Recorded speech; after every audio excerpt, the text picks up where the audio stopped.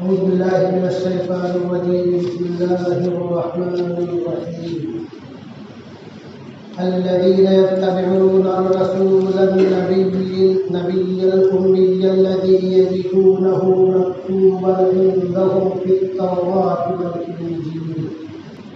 وعن أبي هريرة رضي الله تعالى عنه قال: قلت يا نبي الله ما كان أول بدء أمرك؟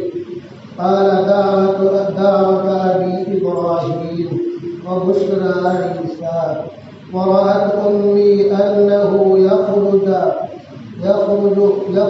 منه نور أضاءت منها قصور الشام. رواه أحمد. ایک شاعر ہے غیر مسلم جن کا نام ہے ہری چند اختر.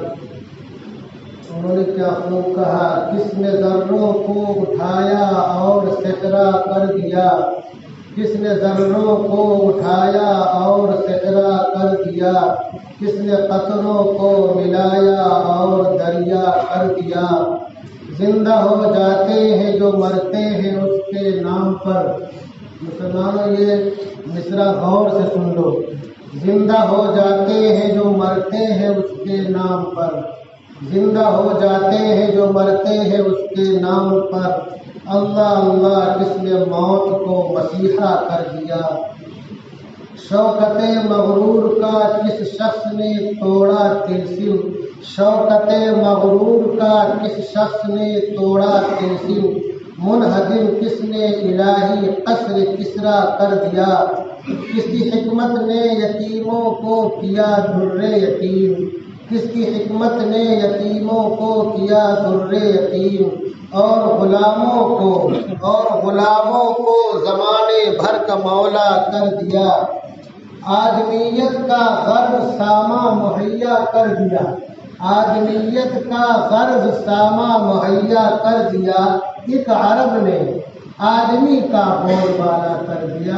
ایک غیر مسلم شاعر ہری چند اختر انہوں نے کہا ہے. گزشتہ جمعہ کو میں نے جناب رسول اللہ صلی اللہ علیہ وسلم کے تعلق سے عرض کیا تھا کہ آپ نے فرمایا کہ میں اپنے جد امجد حضرت ابراہیم علیہ نبی علیہ الصلوۃ والسلام کی دعا کا ثمرہ ہوں. اور وہ دعا قرآن کے سورہ بقرہ آیت نمبر 129 کا میں نے حوالہ بھی دیا تھا، تفصیلی بات کیا تھا اس پر. دوسری چیز آپ نے جو فرمائی کہ میں حضرت عیسیٰ ابن مریم کی بشارت ہوں، اس تعلق سے بھی میں نے سورہ صف کی آیت نمبر 6 کا حوالہ دیا تھا.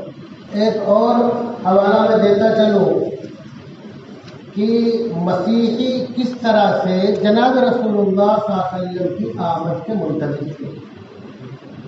حبشہ کا واقعہ اگر آپ حضرات کو نہیں معلوم ہے تو پڑھیے، تاریخ کا مطالعہ کیجیے.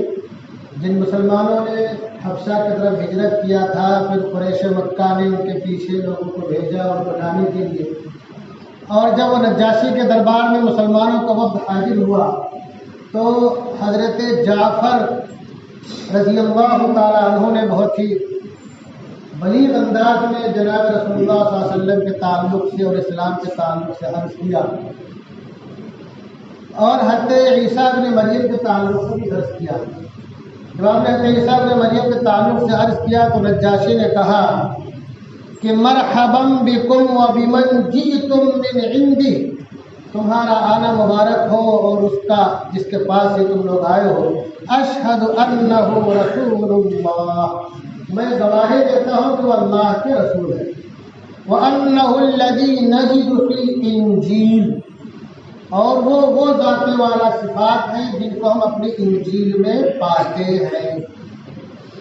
وانہ الذی بشر بہ عیسیٰ ابن مریم، اور وہی وہ ذات والا صفات ہیں کہ جن کی بشارت حضرت عیسیٰ ابن مریم علیہ السلام نے دی.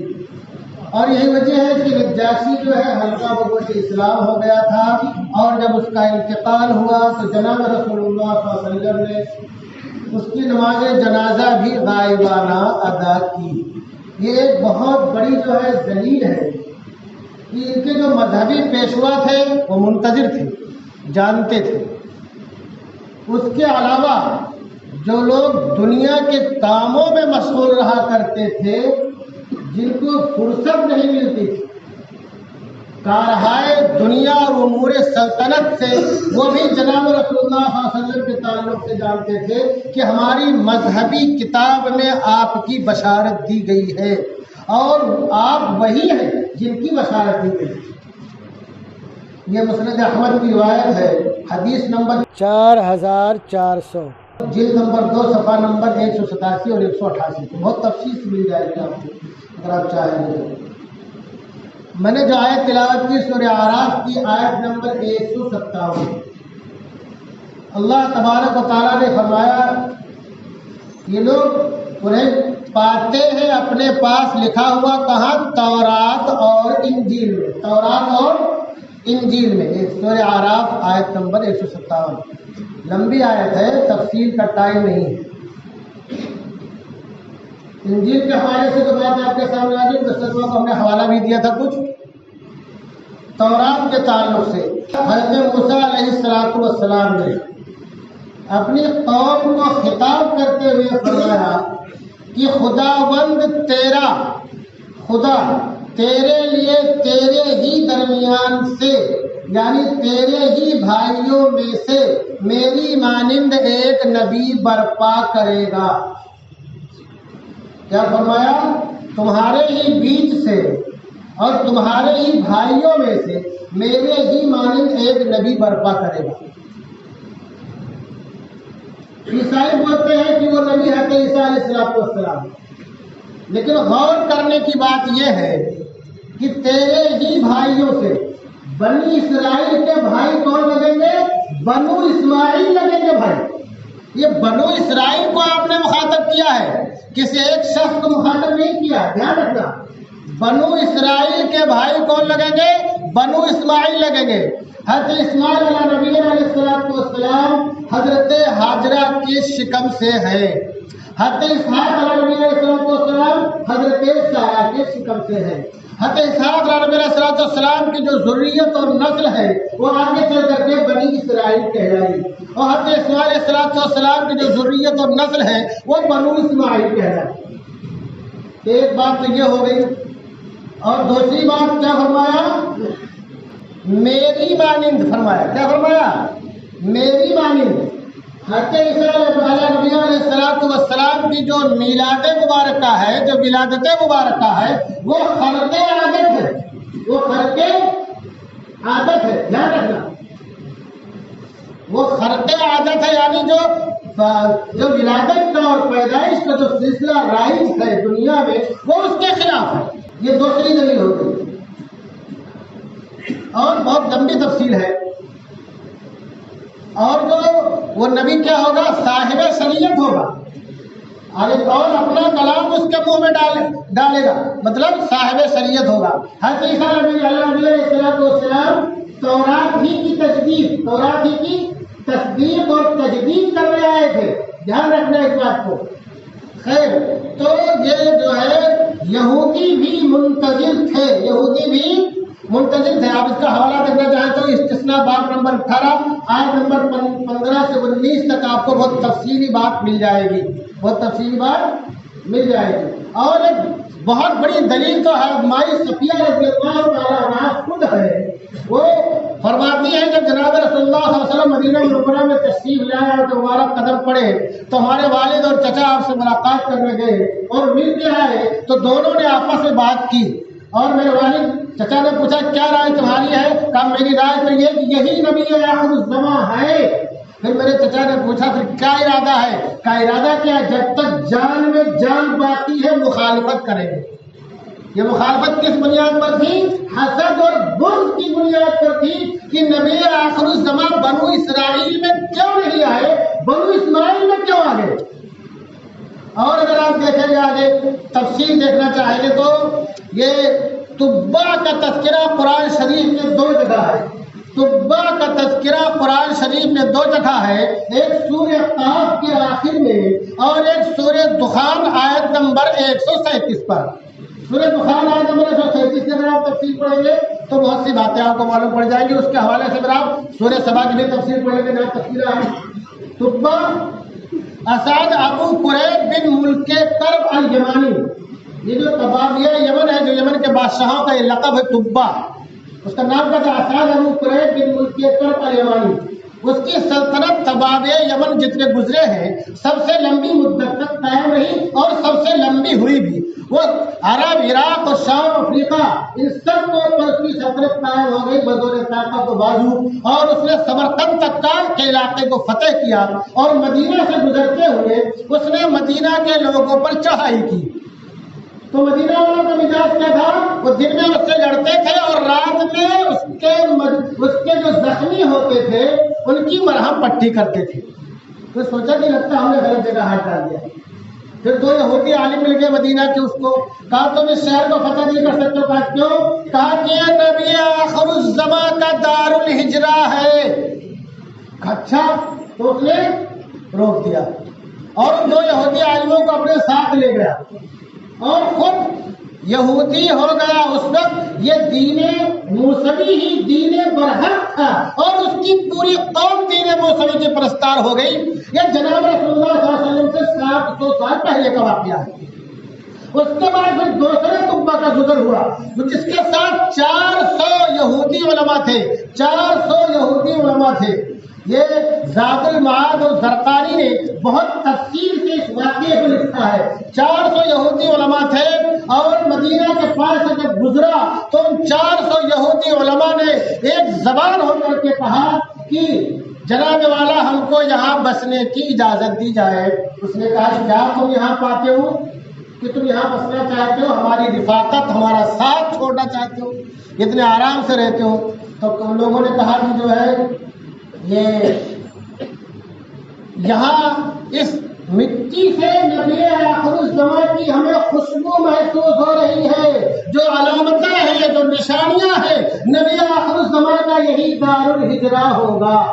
تو چنانچہ اس نے 400 یہودی علماء کے لیے اچھے مکانات بنوائے اور خود جناب رسول اللہ صلی اللہ علیہ وسلم کے لیے بڑا خوبصورت بڑھیا مکان بنایا اور ایک خط بھی لکھا جناب رسول اللہ صلی اللہ علیہ وسلم کے نام، اور اس مکان کا جس کو متولی بنایا اس کے حوالے کر دیا۔ کہا تمہارے بعد جو نسلیں آئیں گی وہ ان کو دیتے رہنا، جو نبی آخر زمان آئیں گے تو ان تک کے خط پہنچ جائے گا۔ اس نے یہ بھی لکھا تھا کہ اگر میری زندگی رہی تو میں آپ کے ساتھ رہتا اور آپ کی خدمت کرتا، جیسا کہ نجاشی نے کہا کہ اگر میں ملک کے کام میں مشغول نہ ہوتا تو لاتی تو میں ان کے پاس جاتا، وہ مقبل نارا، یہ نجاشی نے کہا تھا جعفر رضی اللہ عنہ سے کہ میں ان کے جوتے کو بوسہ دیتا۔ ایسے کہ تبا نے بھی خط لکھا اور اپنی خواہش کا اظہار کیا۔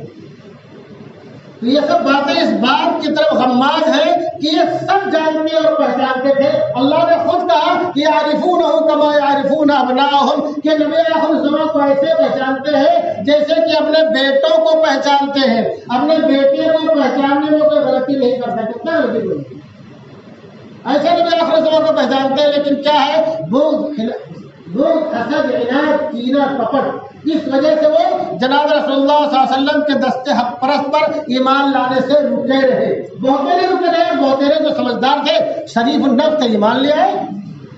تو انجیل میں اور تورات میں جو تذکرہ ہے جناب رسول اللہ صلی اللہ علیہ وسلم کا، وہ میں نے عرض کیا۔ یہ میں عرض کر دوں کہ یہ باتیں میں اس لیے نہیں عرض کر رہا ہوں کہ خالی آپ سنیں اور اڑا دیں، میں اس لیے عرض کر رہا ہوں کہ دعوت کے کام کو آپ آگے بڑھائیں۔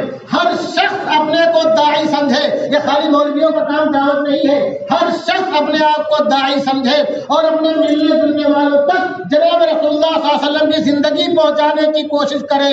اگر ایسا نہیں کرو گے تو اللہ کے یہاں بھی تم سے کوئی جواب نہیں بن پڑے گا اور دنیا میں رسوائی تمہارا مقدر ہوگی، جیسا کہ بہت سے علاقوں میں جن لوگوں نے دعوت کو کر کے کام کو چھوڑ دیا، رسوائی کا مقدر ہو گئی۔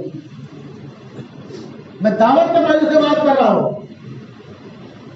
اور ایک بات عرض کر دوں، میں علامہ کمال الدین دیلمی اپنے وقت کے بہت مشہور عالم ہے، ان کی ایک بہت مشہور کتاب ہے، اس کا نام ہے حیات الحیوان۔ اس کے جلد نمبر 1 صفحہ نمبر 89 اور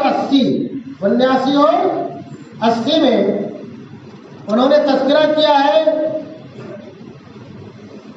علامہ ابن خلقان کے حوالے سے میں یہ کہنا چاہتا ہوں کہ عرب کے یہ یہودی اور عیسائی تو منتظر تھے ہی، عرب کے بدو بھی نبی آخر الزماں کے منتظر تھے، عرب کے بدو بھی نبی آخر الزماں کے منتظر تھے۔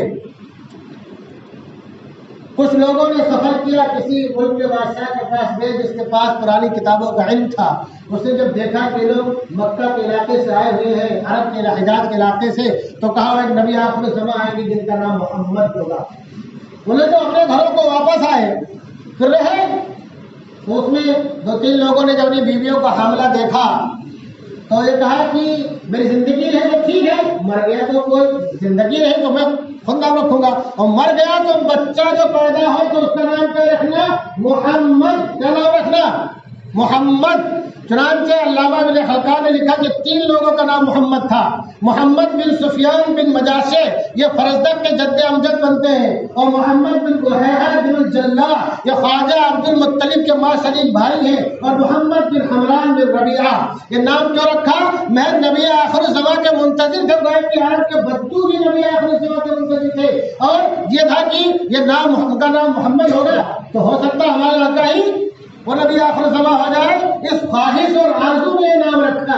اب چلیے آگے بات کرتے ہیں ہم بر صغیر کی، آگے بات کرتے ہیں ہم بر صغیر کی، جہاں ہم رہتے بستے ہیں، آباد ہوتے ہیں، نسل بعد نسل، جہاں اسلام اس وقت پہنچا جبکہ مسلمانوں کا کوئی فوجی یہاں نہیں آیا تھا۔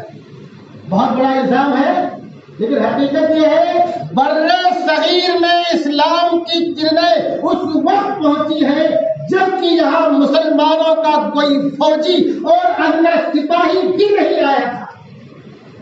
اقتربت الساعۃ وانشق القمر کی آپ تفسیر پڑھیے، معلوم پڑے گا آپ کو کہ راجہ مالیبار نے موجودہ شق القمر کو اپنی سر کی 2 آنکھوں سے دیکھا، اور تفسیر آگے ہے پھر کیسے کیسے کر کے ایمان لے آیا ہو۔ کوئی فوجی آیا تھا؟ کوئی لشکر آیا تھا؟ شمشیر و سنار اور گھوڑوں کی پشتوں پر سوار ہو کر کے آئے تھے؟ اسلام کی مبارک کرنیں اس وقت یہاں پہنچی ہے جبکہ یہاں اسلام اور مسلمانوں کا کوئی نمائندہ بھی نہیں آیا تھا۔ راجہ مالیبار نے موجودہ شق القمر کو اپنی 2 آنکھوں سے دیکھا اور بعد میں ہو کر کے ایمان لے آئے۔ یہ ایک الزام ہے کہ کیسے کیسے لوگوں کو جبرائیل اسلام میں داخل کیا گیا۔ اسلام جب کو پسند ہی نہیں کرتا تو دل کا معاملہ ہے۔ یہ ہمارے جو بھائی ہیں یقیناً جن کا مذہب بہت پرانا ہے اور بہت قدیم ہے، یہ بھی انتم رشی کے منتظر ہے، یہ بھی انتم رشی کے منتظر ہے جس کو کلکی اوتار بولتے ہیں۔ لیکن بنو اسرائیل کی طرح یہ بھی اسی مرض کے شکار ہے جس مرض کے بنو اسرائیل شکار ہے، کیونکہ جو تاریخ کہتی ہے ان میں جو مغل ہے، جو کریم طبقہ ہے، جو اپنے آپ کو سب سے اعلیٰ کہتا ہے، وہ عراق کے مر کے علاقے سے آ کر کے یہاں کیسے کیسے آباد ہو گیا اور پھر یہاں تک کو تاج کا مالک بن گیا، اور یہاں کا جو مول نواسی ہے وہ سب بیگار کے لیے پکڑ لے گیا، جنگلوں میں بیابان میں بھگا دیے گئے۔ اور مول نواسیوں کی عورتوں کو کبھی ایسا بھی تھا کہ ان کی سینوں کو ڈھکنے کی بھی اجازت نہیں تھی، وہ جب چلتے تھے تو ان کو کہا کہ ہانڈی باندھ کے رکھو، پیچھے جھاڑو باندھ کے رکھو، جو اصلی باشندے یہاں کے تھے۔ تو لوگ چونکہ وہیں سے اصل آنے والے ہیں تو جراثیم تو موجود ہی ہے کہ برتری ہماری ہے، سب کچھ ہم ہیں، ہم دوسرے کو فوقیت کیوں دیں، یا دوسری برادری میں کسی آنے والے شخص کو ہم اپنا نمائندہ کیوں تسلیم کر لیں؟ یہی وجہ ہے کہ یہ کتاب میرے ہاتھ میں جس کا نام ہے کلکی اوتار، یہ کسی مسلمان نے نہیں لکھی ہے، کسی مسلمان نے نہیں لکھی ہے، اس کو لکھا ہے ڈاکٹر وید پرکاش اپادھیائے نے، اور ان کے بڑے بڑے مذہبی شورباؤں نے اپنی رائے کا اس میں اظہار کیا ہے اور ان کی بات سے اتفاق کیا ہے۔ آج سے 30-40 سال پہلے کتاب لکھی گئی ہے، اور کلکی اوتار کا مطلب کیا ہے؟ ماحیے ظلمت نبی، دونوں نے مطلب بیان کیا کہ تاریکی کو ختم کرنے والا، روشنی لانے والا۔ لیکن چونکہ ان کے پرانوں میں، جن پرانوں میں جناب رسول اللہ صلی اللہ علیہ وسلم کا تذکرہ ہے، تو کیا کہہ دیا انہوں نے کہ وہ قرآن سے مستند نہیں ہے، اس میں رد و بدل ہو گیا. کیا مستند ہے؟ رد و معتبر نہیں ہے، اس میں تو رد و بدل ہو گیا. یہ کیوں کہہ دیا؟ تاکہ کہیں وہ علم جو ہے عام نہ ہو جائے اور ہمارے بھائی سب حلقہ مبشر اسلام نہ ہو جائے. بہت ہی سخت و مد سے ان اشلوکوں کا اور ان قرآنوں کا انکار کر دیا ہے، ان کی معتبریت پر سوال نشان کھڑا کر دیا ہے کہ کہیں ایسا نہ ہو کہ اس میں تذکرہ ہے نبی آخر الزمان کا، سب بھرنا مار کے کہیں ادھر ہی نہ چلے جائے. یہ عجیب بات ہے، کیونکہ یہ قوم بھی اپنے آپ کو کیا کہتی ہے؟ جیسے یہودی بولتے ہیں نحن ابناء اللہ واحباؤہ، کہ ہم اللہ کے بیٹے اس کے چہتے ہیں. دنیا کی ساری اور برتریاں اور فوقیت اور بڑائی ہمارے لیے ہے. یہ بھی وہی کہتے ہیں کہ سب سے بڑے ہم ہیں، باقی سب ہماری بیگار کے لیے پیدا کیے گئے ہیں. تو حسد و بغض اور تعلی اور برتری کے اس لیے بھی شکار ہے. اس لیے حلقہ مبشر اسلام نہیں ہوتے ہیں. بہت سی انہیں جانتے بہت ہیں اور ہم سے زیادہ جانتے ہیں نبی آخر الزمان کے بارے میں. تو میں مختصراً جو آج کر دوں آگے کچھ حوالے کے ساتھ، زیادہ ٹائم نہیں ہے. یہ ہندو مذہبی قرآنوں میں جس کا تذکرہ محمد کا ذکر کیا گیا ہے، احمد کا بھی ذکر کیا گیا ہے. یہ جو کلکی جو ہے اس کا ایک ترجمہ محمد بھی کرتے ہیں اور احمد بھی کرتے ہیں. اگر محمد سنسکرت میں جو ہے اس کا مطلب کیا ہوگا؟ تعریف کرنے والا یا جس کی تعریف کی جائے. اگر تعریف کرنے والا آپ لیتے ہیں تو عربی میں کیا بنے گا؟ احمد. علماء سے پوچھنا احمد جو ہے اس میں تقدیم کا صیغہ ہے، سب سے زیادہ تعریف کرنے والا. اگر معنی فاعلیت کی زیادتی ہو تو، اور اگر معنی مفعولیت کی زیادتی ہو تو جس کی سب سے زیادہ تعریف کی جائے، اللہ کی مخلوق میں جس کی سب سے زیادہ تعریف کی جائے. تو کلکی کا معنی کیا ہو گئے؟ احمد اور محمد. اگر محمد ہے تو جس کی خوب تعریف کی جائے. چنانچہ بعد جو ہے اصحاب لغت نے کہا کہ محمد باب تفکیر سے ہے، حتی تقی، جس کے ہر جز کی تعریف کی جائے، زندگی کے ہر لمحات کی تعریف کی جائے، بدن کے ایک ایک حصے کی تعریف کی جائے، بدن کے ایک ایک سرے کی تعریف کی جائے، صبح سے لے کر شام تک اور شام سے لے کر صبح تک، شکم مادر میں آنے سے لے کر کے جنت روزے اقدس میں آرام فرمانے تک جتنے لمحات ہیں سب کی تعریف کی جائے. اب آگے کس کے پیٹ سے پیدا ہوں گے؟ سومنی کے پیٹ سے پیدا ہوں گے. کس کے پیٹ سے؟ سومنی. مجھے افسوس ہے کہ میں یہ سب زبان نہیں جانتا ہوں، جبکہ اس زمانے میں علماء کو بھی جاننا چاہیے اور تمام لوگوں کو بھی اپنے برادران وطن کی زبان جاننی چاہیے تاکہ دعوت و تبلیغ میں آسانی ہو. جو لوگ ابھی نئی عمر میں ہیں یا جو بڑی عمر میں ہیں جو زبانیں سیکھ سکتے ہیں سیکھنے کی کوشش کریں تاکہ دعوت کا کام آسان ہو سکے. سومنی کے پیٹ سے پیدا ہوں گے. اب یہ سومنی جو سنسکرت کا لفظ ہے جس کا مطلب کیا ہے؟ امن والی. امن والی. اب اگر آپ سومنی کا جو ترجمہ اردو میں امن والی ہو گیا، اگر آپ اس کو عربی میں لے جائیں گے تو کیا ہوگا؟ آمینہ. کیا ہوگا؟ تو جناب رسول اللہ صلی اللہ علیہ وسلم کی والدہ محترمہ کا نامی اس میں گرامی کیا ہے؟ آمینہ ہے. پھر آگے تیسری بات، ان کا جو یہ شری 10 اوتار کے شلوک نمبر 10 میں کیا ہے کہ کلکی جو ہے وشنو یاس نامی کے گھر پیدا ہوں گے. وشنو یاس نامی کے گھر پیدا ہوں گے. اب یہ وشنو کا مطلب سنسکرت میں کیا ہوتا ہے؟ خدا. کیا ہوتا ہے؟ خدا. اور یاس کا مطلب کیا ہوتا ہے؟ بندہ. اب جناب رسول اللہ صلی اللہ علیہ وسلم کے والد ماجد کا نام کیا ہے؟ بتاؤ والد ماجد کا کیا نام؟ بھائی مسلمانوں، اللہ کے رسول صلی اللہ علیہ وسلم کے ابا حضور کا کیا نام ہے؟ عبداللہ. کیا نام ہے؟ عبد مانے بندہ اور اللہ خدا ہے کہ نہیں ہے؟ تو ان کے جو قرآنوں میں جو پیشین گوئیاں سب بالکل آپ پر صادق آ رہی ہیں کہ وشنو یاس کے گھر پیدا ہوں گے یعنی عبداللہ کے گھر پیدا ہوں گے، سومنی کے شکم سے پیدا ہوں گے یعنی حضرت آمنہ کے بطن مبارک سے پیدا ہوں گے. اور آگے بتا دو میں کہاں پیدا ہوں گے؟ سمبالا. کہیں سنبھل لکھ کر کے آتا ہے، کہیں سمبالا لکھ کر کے آتا ہے کہ علاقے اور گاؤں میں پیدا ہوں گے. ابھی جو سمبالا جو سنسکرت میں کس کو بولتے ہیں؟ امن والی جگہ کو کس کو بولتے ہیں؟ اور پورے حجاز میں پورے عرب میں جو امن والی جگہ جو کیا تھی؟ مکہ تھی. کیا تھی؟ یہ مشرکین کفار اس وقت بھی اس کا احترام کرتے تھے. اس کو کیا؟ دارالامان. دارالامان. تو جب امن والی جگہ میں پیدا ہوں گے سنبھالا میں کیا ہے؟ مکہ. اور آپ کہاں پیدا ہوئے؟ مکہ میں پیدا ہوئے. پھر آگے کیا کہا وہ کل کی جب آئے گا تو اچھا دور شروع ہوگا، اچھا زمانہ شروع ہو جائے گا، برائیوں کو ختم کرے گا، تاریکیوں کو ختم کرے گا، ظلمت کو ختم کرے گا، ضلالت و گمراہی کو ختم کرے گا، ظلم و زیادتی کو ختم کرے گا، ہتھیاروں کو ختم کرے گا، اور عورتوں پہ جو ظلم اور اتیاچار ہو رہا ہے اس کو ختم کرے گا۔ چنانچہ جو زندہ بچیوں کو درگور کر لیا کرتے تھے وہ بچیوں کے محافظ بن گئے اور بچیوں کی خدمت کر کے جنت کے حقدار بننے والے بن گئے کہ نہیں بنے؟ پھر آگے کیا کہا کل کی آخری اوتار ہوگا، یہ دھیان رکھو اس بات کو، کل کی آخری اوتار ہوگا، اس دین کی حفاظت کے لیے بھیجا جائے گا۔ مطلب کیا ہے؟ جو انتم رشی آئے گا یعنی نبی آخر الزمان، اس کے بعد کوئی اوتار آنے والا نہیں ہے، کوئی پیغمبر آنے والا نہیں ہے، کوئی نبی آنے والا نہیں ہے۔ تو پتہ کیا چلا کہ جو قدیمی مذاہب ہیں، جو قدیمی مذاہب ہیں وہ بھی جناب رسول اللہ صلی اللہ علیہ وسلم کی آمد کے منتظر تھے، اور قدیمی مذاہب میں وہ مذاہب جو اپنے علاوہ پوری دنیا کو کیڑا مکوڑا سمجھتے ہیں ان کی بھی مذہبی کتابوں میں نبی آخر الزمان کا تذکرہ ہے۔ تو اللہ تبارک و تعالی ہم تمام لوگوں کو نبی آخر الزمان کی یہ خوبیاں اور یہ صفات اپنے بھائیوں تک یعنی برادران وطن تک پہنچانے والا بنائے۔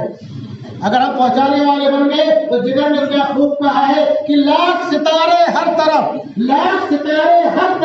ظلمتیں سب جہاں جہاں، یعنی ہزاروں ستارے نکلے ہو پھر بھی تاریکی اور اندھیرا رہتا ہے، لاکھ ستارے ہر طرف، ظلمتیں سب جہاں جہاں، ان طلوع آفتاب دست و چمن سحر یعنی جب سورج نکل آتا ہے تو ہر جگہ روشنی پھیل جاتی ہے، اور وہ سورج نکل آیا کس کی شکل میں؟ جناب محمد رسول اللہ صلی اللہ علیہ وسلم کی شکل میں، جس کے سب منتظر تھے، جو جتنے لوگ اور جو بھی منتظر تھے یا جو منتظر نہیں تھے وہ سب کے سب جناب رسول اللہ صلی اللہ علیہ وسلم کی رسالت کا اقرار کرنے والے بن جائیں۔ ہم تمام لوگوں کی، بڑے بوڑھوں کی، بچوں کی، نوجوانوں کی، ہر ایک کی یہی کوشش ہونی چاہیے اور ہماری زندگی کا یہ مشن ہونا چاہیے۔ اگر ہماری زندگی کا یہ مشن نہیں ہے تو دنیا میں بہت سے لوگ آتے ہیں، کھاتے ہیں، پیتے ہیں، عائش سے رہتے ہیں، مر جاتے ہیں اور زمین کا حصہ بن جاتے ہیں، ہم ہی بھی لوگوں میں سے ہو جائیں گے۔ لیکن اگر ہم